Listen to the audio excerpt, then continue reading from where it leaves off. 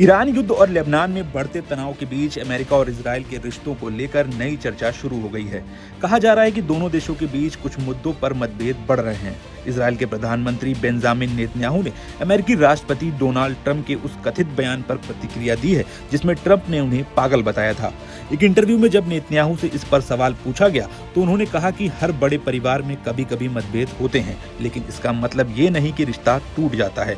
उन्होंने आगे कहा कि वे और ट्रंप कई मुद्दों पर अलग सोच सकते हैं, लेकिन जरूरत पड़ने पर साथ मिलकर काम भी कर लेते हैं। दरअसल 3 महीने पहले जब अमेरिका और इजराइल ने ईरान के खिलाफ सैन्य अभियान शुरू किया था, तब दोनों नेताओं के बीच अभूतपूर्व तालमेल देखने को मिला था। लेकिन अब युद्ध खत्म होने के तरीके को लेकर दोनों के बीच मतभेद उभरते दिखाई दिए हैं।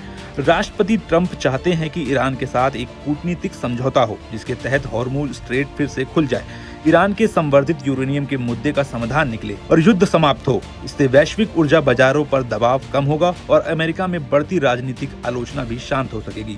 वहीं नेतन्याहू पर घरेलू दबाव है कि वो लेबनान में हिजबुल्लाह के खिलाफ सैन्य कार्रवाई और तेज करें। हिजबुल्लाह को ईरान का सबसे मजबूत क्षेत्रीय सहयोगी माना जाता है और इजराइल उसे अपनी सुरक्षा के लिए बड़ा खतरा मानता है। अमेरिकी मीडिया रिपोर्ट्स के मुताबिक हाल ही में ट्रंप और नेतन्याहू के बीच फोन पर तीखी बातचीत हुई थी।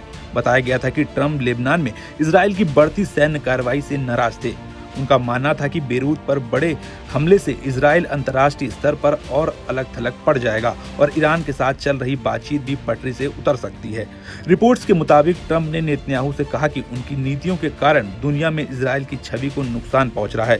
साथ ही उन्होंने बेरूत पर संभावित बड़े हमले की योजना पर भी रोक लगाने का दबाव बनाया। हालांकि नेतन्याहू के ताजा बयान से साफ है कि दोनों नेताओं के बीच मतभेदों के बावजूद अमेरिका और इजराइल की रणनीतिक साझेदारी बनी हुई है, लेकिन ईरान, हॉर्मुज और हिजबुल्लाह जैसे मुद्दों पर बढ़ती असहमति ये संकेत जरूर दे रही है कि युद्ध के अगले चरण को लेकर वॉशिंगटन और तेल अवीव की प्राथमिकताएं पूरी तरह एक जैसी नहीं रह गई हैं।